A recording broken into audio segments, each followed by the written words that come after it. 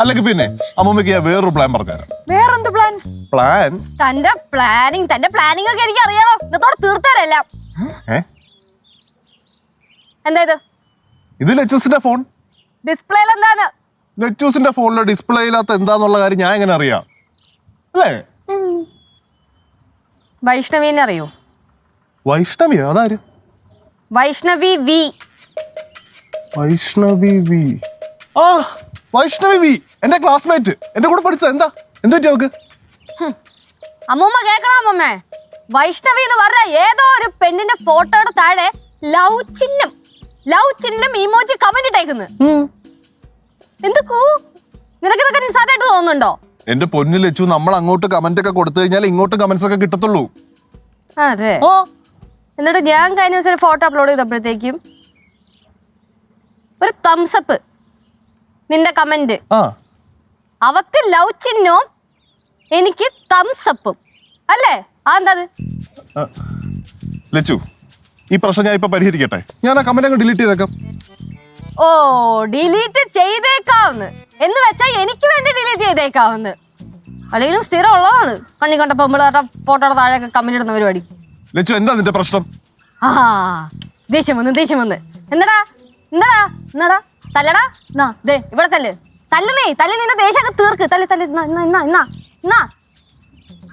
അമ്മമ്മേ, എനിക്ക് അറിയാത്തോണ്ട് ചോദിക്കും. ഇവക്ക് വയ്യാന്ന് തോന്നുന്നു മോനെ. എന്റെ പൊന്നു ലച്ചു, എന്നെ ഒന്ന് വെറുതെ വിട്.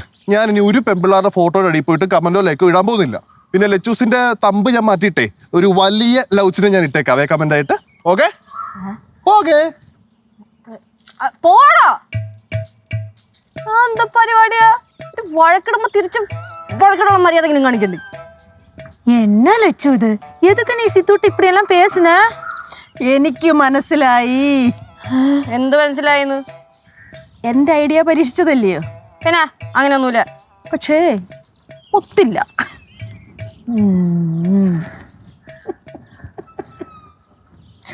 അയ്യോ,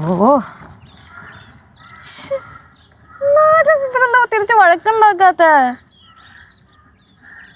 കഷ്ടാണ്.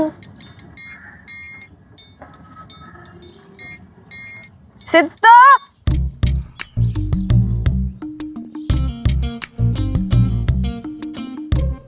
എന്നതാ പറയാതെ അവിടെ പോയതാ?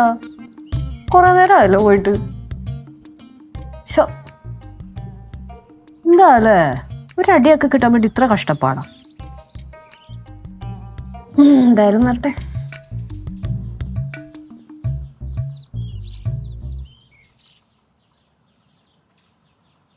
ലച്ചേ, എന്താ നോക്കിക്കൊണ്ടിരിക്കണ? ഒന്നുമില്ല. സിദ്ധുവിന് നോക്കണാണോ?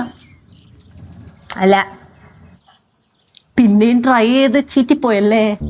അവനൊരു പിടി തരുന്നില്ല അമ്മായി. ആ, എന്താ? ഞാൻ അപ്പോഴേ പറഞ്ഞില്ല ലച്ചു, എനിക്ക് അതിനുള്ള കഴിവില്ല. അമ്മായിക്ക് പിന്നെ ഭയങ്കര കഴിവാണല്ലോ. നീ എന്നെ അടിക്കണ്ട, ചായ അടിച്ചാൽ മതി കേട്ടോ. അമ്മായി നോക്കിക്കോ, അവൻ വരുമ്പോ തന്നെ അവന്റെ വായിന്ന് ചീത്തയും 2 അടിയും കിട്ടാനുള്ള വകുപ്പ് ഞാൻ ഒപ്പിക്കും. ഓഹോ, അടിയുണ്ടോ? ഇതൊന്നും അങ്ങനത്തെ ഒരു സംസാരം. അമ്മായിയല്ല പറഞ്ഞ അടി ബോണസാന്ന്. ശരി, കാണാം. കളിച്ചിട്ട് എന്താ എന്താ